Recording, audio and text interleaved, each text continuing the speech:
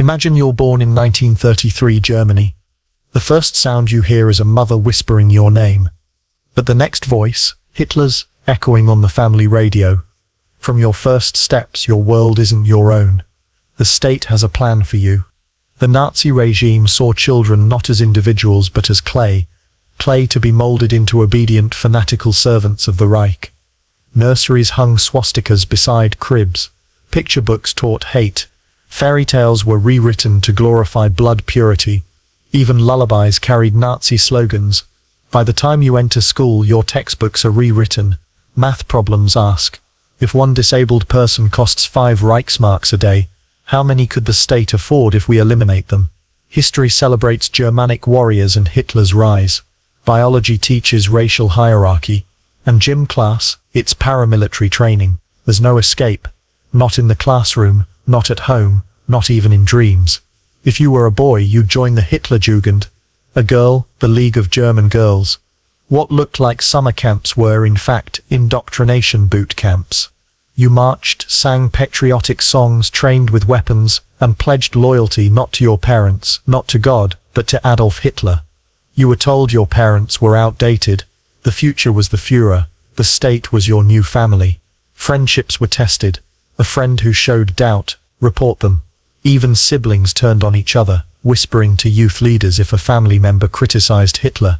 At 10 years old you swore an oath, I will always do my duty to the Führer and be ready to give my life for him. By 14 you were training for war. The Hitler Youth was more than a program, it was identity theft. It stole your name and gave you a uniform. It stole your curiosity and gave you commands. It didn't raise you. It rewired you. Obedience wasn't enough. The Nazis wanted love, unquestioning, worshipful love. This was psychological warfare against developing minds. Children were flooded with positive reinforcement for conformity, awards, praise, special roles. They created a high for following the regime. But dissent, it meant isolation, shame, punishment. Many kids grew terrified of their own thoughts. Teachers were Gestapo informants in disguise. Dreams were even invaded. Hitler's image in bedtime prayers, Nazi lullabies painting war as beautiful. Children internalized propaganda so deeply they policed themselves. Some burst into tears if they forgot to salute a poster. Others confessed imaginary sins just to feel clean in the eyes of the state. The Nazis didn't just want followers, they wanted purity of belief. A generation that didn't question, didn't waver, didn't feel anything but devotion. As the war turned against Germany, so did the fate of its children.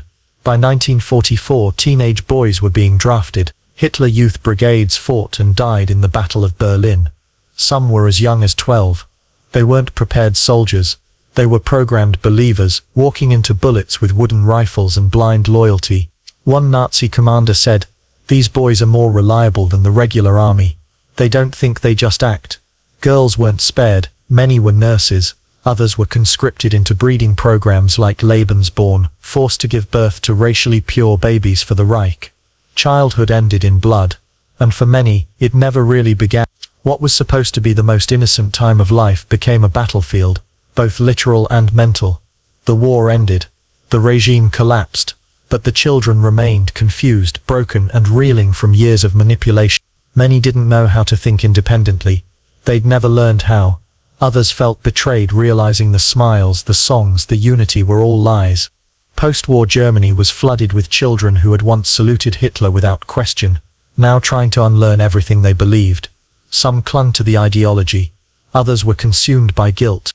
Psychologists in the 1950s began calling them the Verlorenen generation, the lost generation. In truth, they weren't born evil. They were born into evil. They were used, weaponized. Growing up Nazi wasn't childhood, it was programming. And for millions, recovery was a lifelong battle against the shadows of their youth.